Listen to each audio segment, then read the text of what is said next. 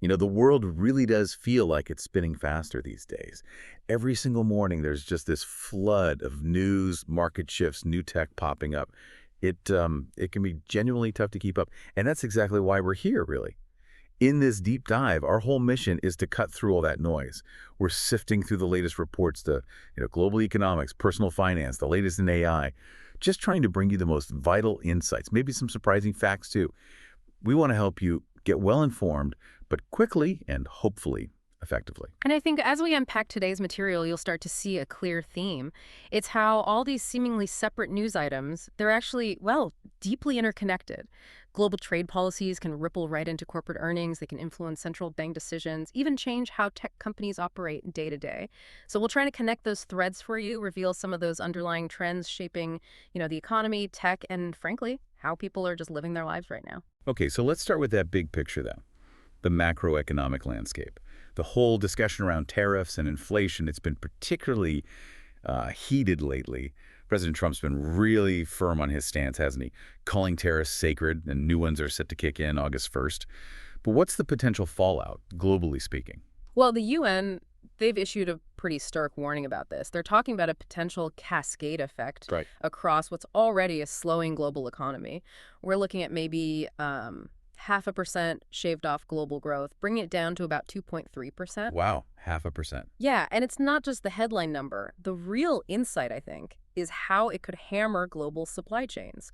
Especially for the least developed nations, their exports could potentially plummet by over 50%. 50%, that's huge. It is. It's a reminder that these trade policies, they don't just hit the big economies, they can fundamentally reshape trade alliances. And then adding to the pressure, you've got the Houthi aggression in the Red Sea. That alone could add another, say, 0.6% to global prices. So more inflationary pressure there, too. Exactly. But interestingly, despite all these concerns, Johnson & Johnson just slashed their estimated tariff costs for 2025, down to $200 million. Oh, that's quite a revision downwards. It is. But don't expect the EU to just accept things. Danish Minister Marie Bjerregaard, she already called Trump's proposed 30% tariffs on EU goods completely unacceptable. Right, so potential retaliation is definitely on the table. It seems likely, yes. And sticking with inflation, the signals from the data, well, they've been a bit of a mixed bag, haven't they? Which must make things tricky for the Federal Reserve. Oh, absolutely. It complicates the picture significantly. You had the producer price index, the PPI, that's wholesale costs, was flat in June. Okay, fly. But then the CPI, the consumer price index, what you and I actually pay, that crept up 0.3% for the month. Annually, that puts inflation around 2.7%, and even core inflation, stripping out food and energy, that was close to 3% annually. So mixed signals indeed. What does the Fed make of that? Well, their preferred gauge, the PCE index, personal consumption expenditures, it's likely telling them to just, stand pat on interest rates for now. Just hold steady. Okay. But this whole situation, it's layered with intense political pressure on Fed Chair Jerome Powell. President Trump has repeatedly, very publicly, called for big rate cuts, sometimes suggesting, 3 percentage points? Yeah, that's substantial. And it even led to that surprising leak, didn't it, from a senior White House official suggesting Powell's removal was likely soon? Which Trump then walked back, right? Saying it was highly unlikely unless there was fraud involved. Yeah. He mentioned that Fed building renovation cost. Exactly. It's quite the drama. And Powell himself, he's previously linked the Fed's stance to tariffs. She said, the Fed went on hold when we saw the size of the tariffs, and essentially all inflation forecasts for the United States went up materially. So the tariffs directly influenced their pause. That's what he indicated, yes.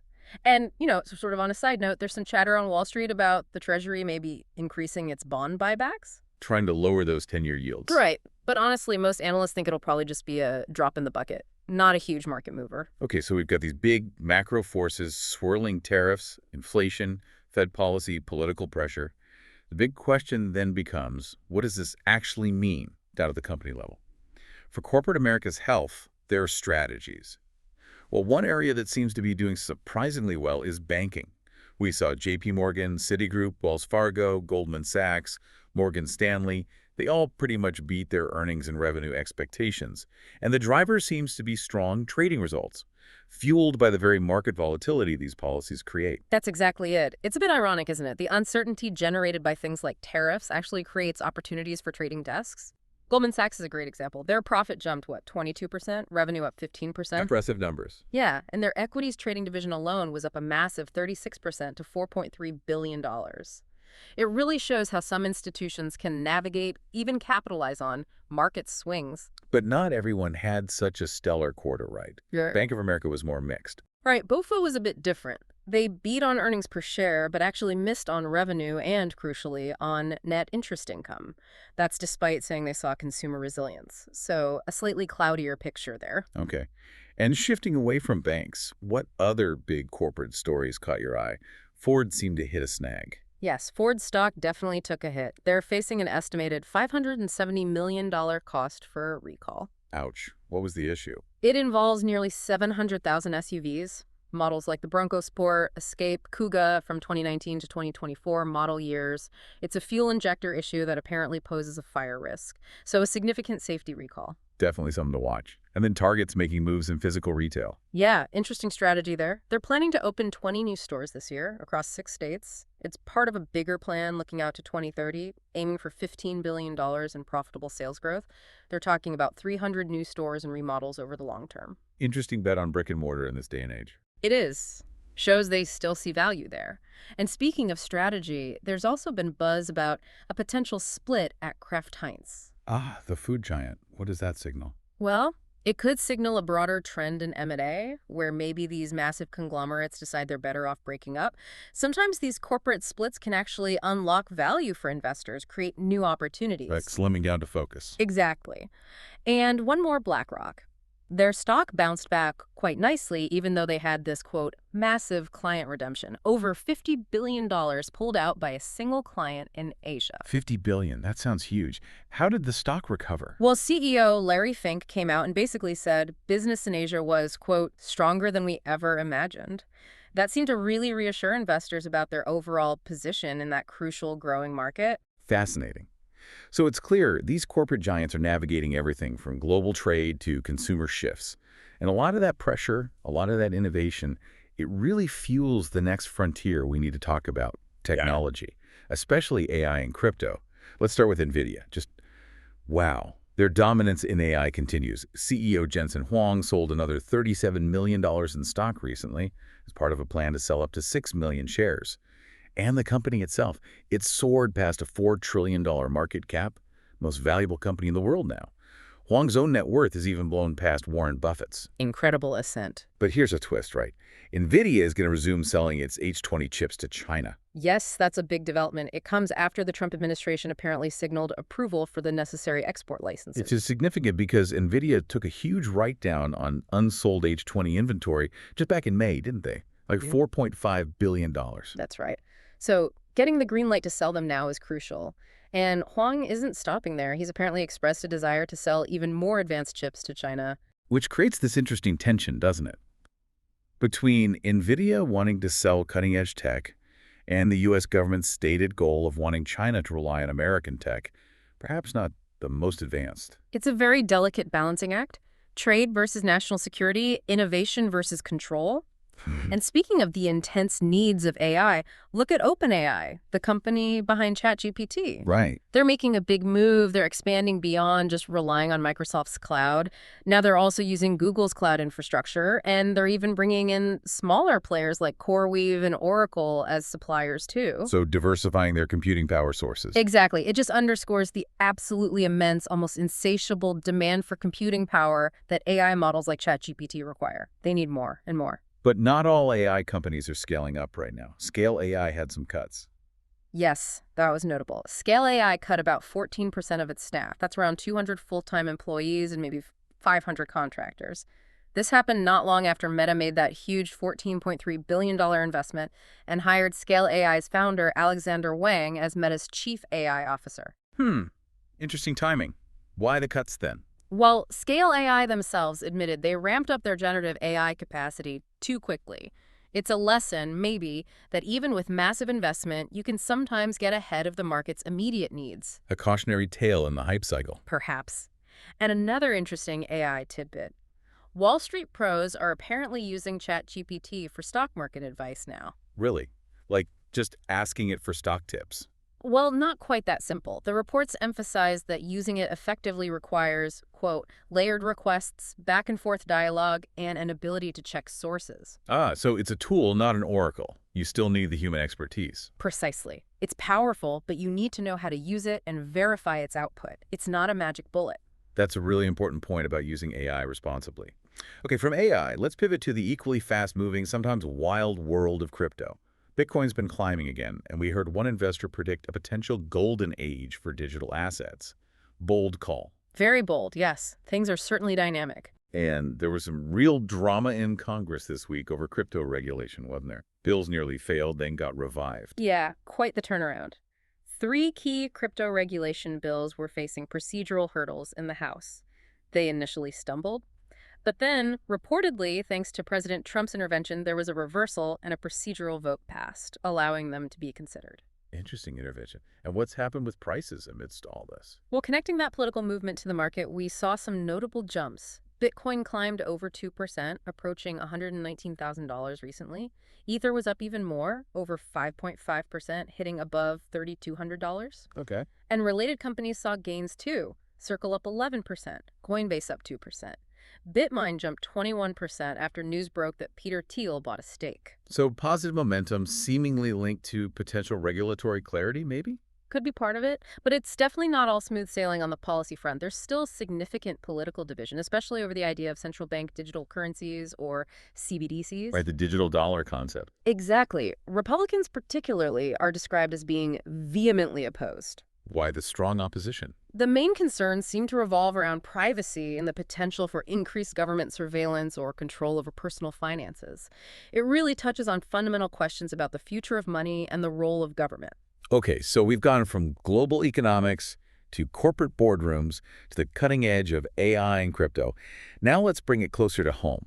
How are these big trends actually impacting daily life? Let's start with jobs. We're seeing signs that worker shortages in the U.S. are easing up. Yes, that seems to be the case. It's likely a combination of factors, maybe a bit of economic slowing, but also the rising influence of AI is playing a role. Remember all that talk about the skills gap? While reports suggest it's largely closed now, the number of available workers, around 7.2 million, is almost matching the number of open jobs, about 7.4 million. So supply and demand are coming back into balance a bit. Seems like it.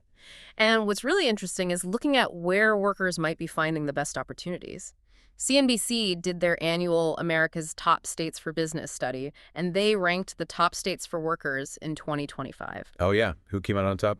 Texas ranked number 1 with an A-plus grade, Florida was second with an A, and Georgia third with an A.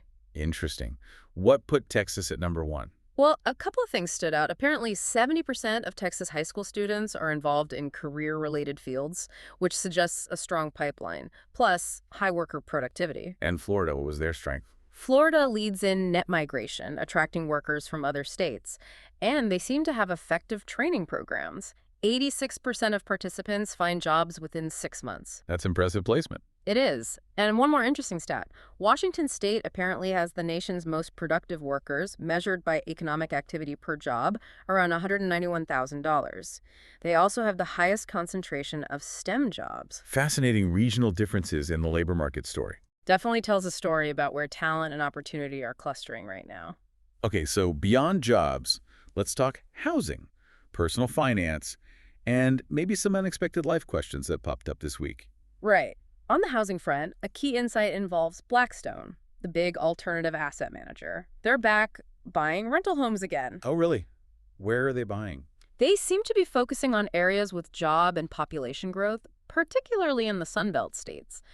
Their logic seems to be that even with prices where they are, buying is still cheaper than building new rental stock right now. Makes sense. Mm-hmm. How big is their portfolio now? Reports indicate they hold an ownership interest in, get this, at least 274,859 rental housing units. Wow. That's a lot of homes. And who are the leading foreign buyers of U.S. homes right now? Interestingly, the data shows Chinese buyers are currently leading the pack among foreign purchasers. That's a notable trend. It certainly is. And all this ties into that bigger issue we hear about the generational homeownership gap, right? Absolutely. That growing divide where younger generations are finding it much, much harder to afford buying a home compared to their parents or grandparents. And there are political ripples from that, too. Yeah, there are reports suggesting some young people feel so frustrated by being priced out of homeownership that they're considering voting, quote, far left, hoping for policies that might address affordability. It shows how deeply personal economics can drive political sentiment. A really significant societal pressure point. Yeah. Okay, shifting gears, slightly personal preparedness, finance.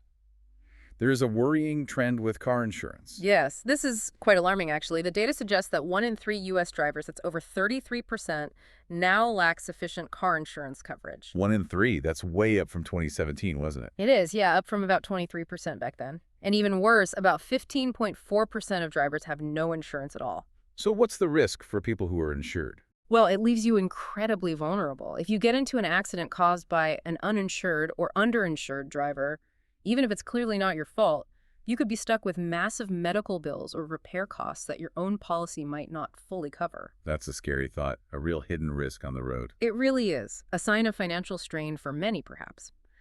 And speaking of personal finance, a rather unique, provocative question made the rounds this week. Oh, was that? It was, should a boyfriend pay for half of birth control costs if he's, quote, also reaping the benefits? Chuckles slightly. Okay, that is a conversation starter. Definitely touches on shared financial responsibilities in relationships in a very direct way. It certainly does. Now, for people perhaps thinking further ahead about retirement worries, there's a growing solution gaining traction. What's that? It's the concept of continuing care retirement communities, or CCRCs. Ah, yes. Tell us more about those. Well, they basically offer a whole spectrum of living options on one campus. You can start in independent living, but then as your needs change over time, they have assisted living, skilled nursing, medical services, all available right there on site. So, a sort of all-in-one plan for aging. Pretty much, yeah. Provides peace of mind and continuity of care. They're becoming quite popular. Good to know about options.